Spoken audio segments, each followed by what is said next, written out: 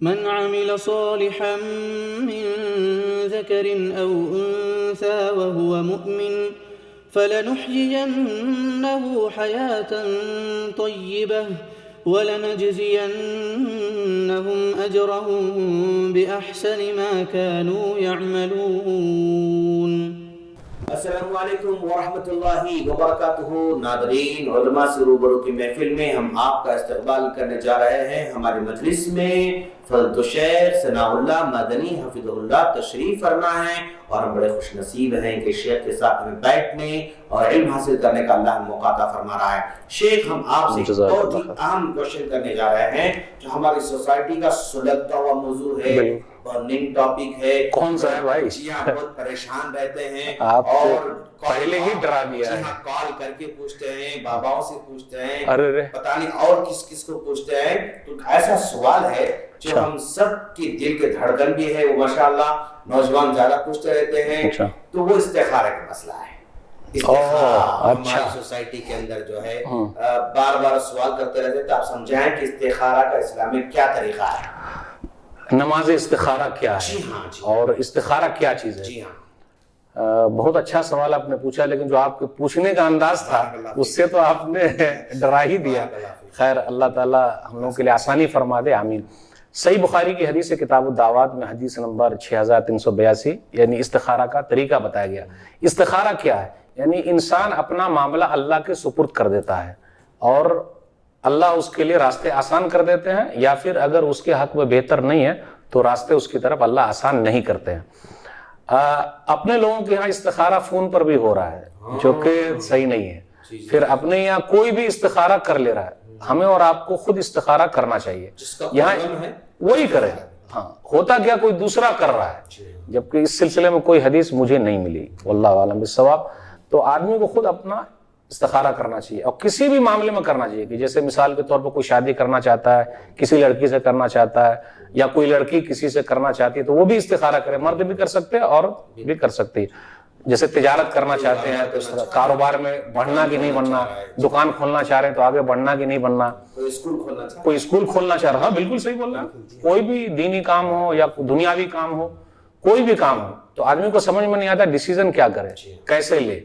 تو استخارہ وہی ہے کہ 2 رکعت آپ نماز پڑھ لیجئے، اور استخارہ کی جو خاص دعا ہے وہ دعا کو پڑھ لیجئے، اور جہاں پر اپنا معاملہ آئے اس معاملے پر اس معاملے کا نام لے لیجئے کہ اللہ میرے لیے یہ معاملہ آسان کر دے۔ جیسے میں شادی کرنا چاہتا ہوں یا دکان کھولنا چاہتا ہوں، تو میرے لیے جو بہتر ہے تو راستہ دکھا دے۔ لیکن اپنے یہاں استخارہ کے تعلق سے کچھ چیزیں ایسی ہے کہ وہی اس کے لیے سونا ضروری ہے، خواب میں آنا ضروری ہے، تو بالکل نہیں، نہ سونا ضروری ہے، نہ خواب میں آنا ضروری ہے، نہ رات میں صرف استخارہ ہوگا۔ استخارہ دن میں بھی ہو سکتا ہے، اور کرائے پر استخارہ کرنے والے لوگوں سے بچیے۔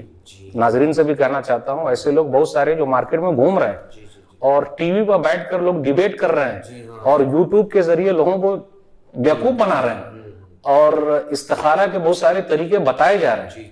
تو ہمیں اور آپ کو اس سے بچنا، نبی صلی اللہ علیہ وسلم کا جو طریقہ ہے وہ لینا۔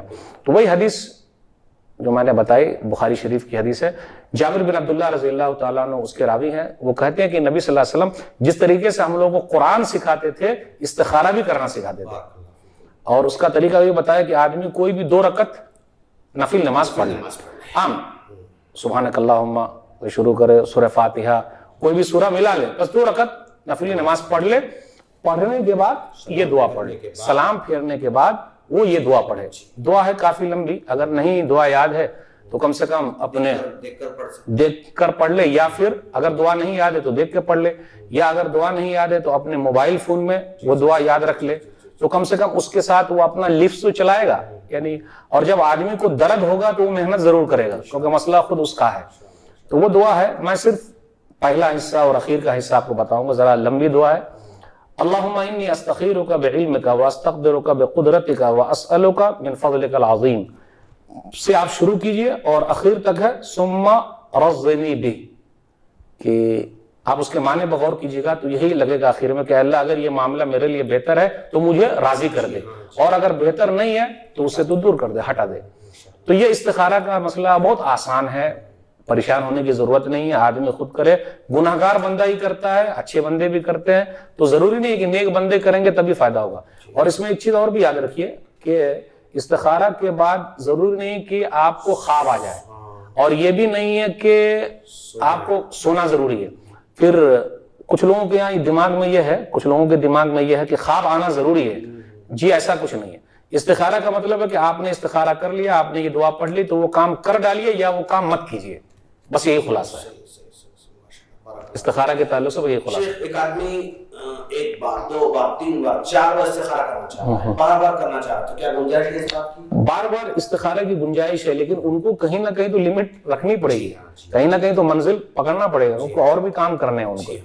ہاں تو ان کو خواب میں کچھ نظر نہیں آئے گا یا کوئی فرشتہ آگے نہیں بتائے گا، ایسا کچھ نہیں۔ اللہ دل میں ڈال سکتے ہیں تو کرنے کا ڈال دیں گے یا اللہ کرنے کا ڈال دیں گے۔ اگر یہ کام بہتر ہے تو ڈیسیزن لے لینا، پروسیس آگے بڑھتا جائے گا۔ ہاں، اگر یہ کام صحیح نہیں ہے تو پروسیس رک جائے گا، یعنی آپ کرنا چاہیں گے لیکن وہ کام نہیں بنے گا، صحیح رک جائے گا۔ یا اس میں یہ بھی ہے کہ ہمیں اور آپ کو ڈیسیزن لے لینا، یس یا نو، بھائی یہ کرنا ہے تو کرنا ہے، نہیں کرنا ہے تو نہیں کرنا، تو بیچ بیچ میں نہیں رہنا، تذبذب کا شکار نہیں ہونا۔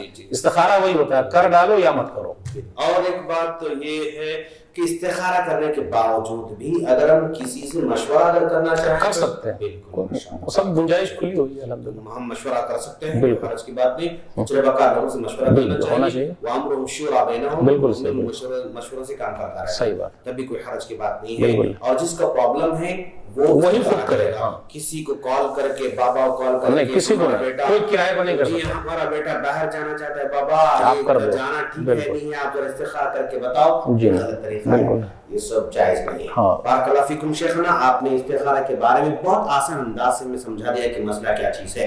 ہم اللہ سے دعا کرتے ہیں اللہ تعالی ہم تمام کی مسائل کو آسان فرمائے اور دین کو سمجھنے کی توفیق عطا فرمائے۔ آمین۔ السلام علیکم ورحمۃ اللہ وبرکاتہ۔ السلام علیکم۔